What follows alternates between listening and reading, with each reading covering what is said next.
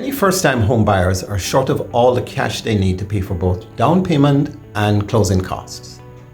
One way for buyers to raise funds to complete a home purchase is for the sellers to assist with some of the costs in the form of a seller credit at closing.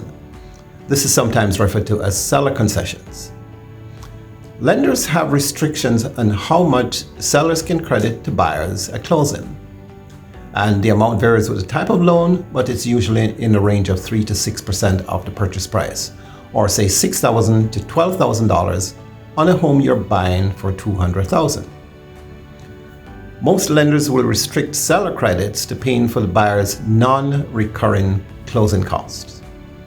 Now, non-recurring closing costs are things such as payments for title insurance and loan origination fees. By definition, closing costs generally refer to all of the costs associated with buying a home. And here are some of the costs: discount points, origination fees and processing fees, and settlement costs such as title search fees, attorney costs, and flood certifications. The blanket term closing costs can also include fees assessed by state and local government, including transfer fees and other local taxes.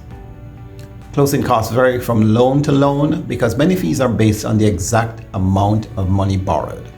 So the amount you borrow, the more you borrow in general, is the higher your costs. Discount points may sound a little arcane, but they're really fees paid directly to the lender at closing in exchange for a reduced interest rate. This is also called buying down the rate, which can lower your monthly mortgage payments. 1 point is equivalent to 1% of your mortgage amount. So a seller credit intended to pay for the buyer's non-recurring closing costs can't be more than the actual amount of those closing costs. So let's say the seller has agreed to contribute a credit of up to $6,000. But if the buyer's costs only total $5,000, the maximum the sellers can credit is $5,000.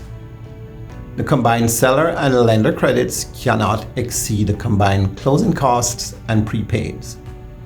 Unfortunately, Fannie Mae prohibits using the seller or lender credits to make part of the borrower's down payment. Fannie Mae classifies these credits as interested party contributions. And in Fannie Mae's words, interested party contributions are costs that are normally the responsibility of the property purchaser that are paid directly or indirectly by someone else who has a financial interest in or can influence the terms in the sale or transfer of the subject property.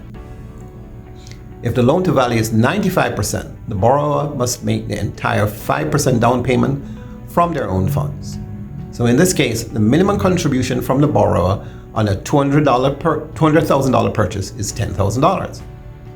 The seller credit should be reduced so that when combined with the lender credit, it is less than or equal to the total closing cost and prepaid items. If closing costs and prepaids total $5,500 and your lender credit is $2,500, the maximum allowable seller credit is $3,000.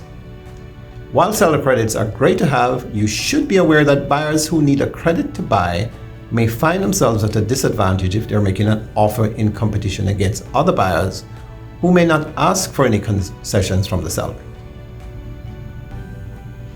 Mike, oh my gosh, thank you so much. I appreciate your time for being here and for touching base about seller contribution.